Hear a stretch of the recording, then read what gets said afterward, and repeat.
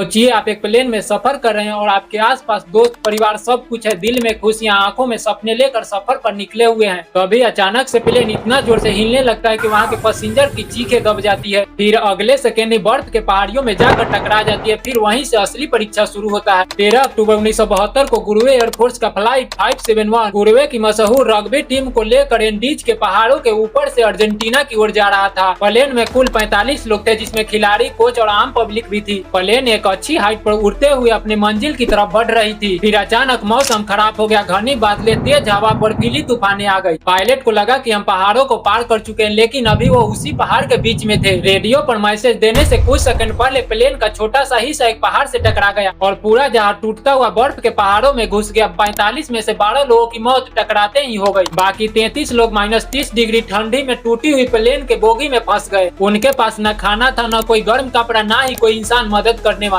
तब उन्होंने प्लेन के सीटों को काट कर ओढ़ने के लिए चादर को बनाया। सबसे बुरा तो तब हुआ जब 8 दिन गुजर गए, लेकिन रेस्क्यू की टीम अभी तक प्लेन को नहीं खोज पाई थी और 8 दिन बाद रेस्क्यू को बंद कर दिया गया, ये सोचकर कि अभी तक तो सारा आदमी मर गया होगा। अब उन्हें सर्वाइव करना बहुत ही ज्यादा मुश्किल हो गया था। भूख उनकी जान ले रही थी। बर्फ के बीच में 10 दिन तक बिना खाना खाए जिंदा रहना असंभव ही था। तभी उन लोगों ने दुनिया के सबसे दर्दनाक, सबसे कठोर डिसीजन को लिया। उन्होंने बोला कि हमें जिंदा रहने के लिए अपने ही मरे साथियों को खाना होगा। फिर अपने ही साथियों को खाना शुरू कर दिए। फिर पहाड़ों से एक बड़ा सा बर्फ का चट्टान गिरा। उसमें बर्फ में दबकर 8 लोगों की मौत हो गई। अब सिर्फ 25 लोग ही बचे थे, जिसमें से 2 युवा डिसीजन लिया कि अगर किसी तरह पहाड़ को पार कर लेते हैं तो मदद मिल सकती है। नैडो पुराडो रोबर केंसा ने सिर्फ कपड़ा और हिम्मत के बल पर लगातार 10 दिन तक बर्फ के पहाड़ियों में चलते रहे। 11,000 फीट ऊंची पहाड़ियां, भूख, प्यास और जख्मी शरीर फिर भी चलते रहे। एक दिन पहाड़ों के दूसरी तरफ उन्हें एक चरवाहा दिखाई दिया। फिर चरवाहा ने सेना को खबर किया आज प्लेन क्रैश का 72 दिन हो चुका था। 72 दिन बाद 16 लोग जिंदा निकले। यह कहानी एक हादसा ही नहीं था, यह इंसान के हिम्मत और दोस्ती का सबसे बड़ा मिसाल है। अगर आप चाहो तो मैं इसका पार्ट 2 भी बना सकता हूँ, जिसमें मैं बताऊंगा कि 72 दिनों में अपना जीवन कैसे बचाए, क्या क्या झेल कर अपना जीवन को बचाए।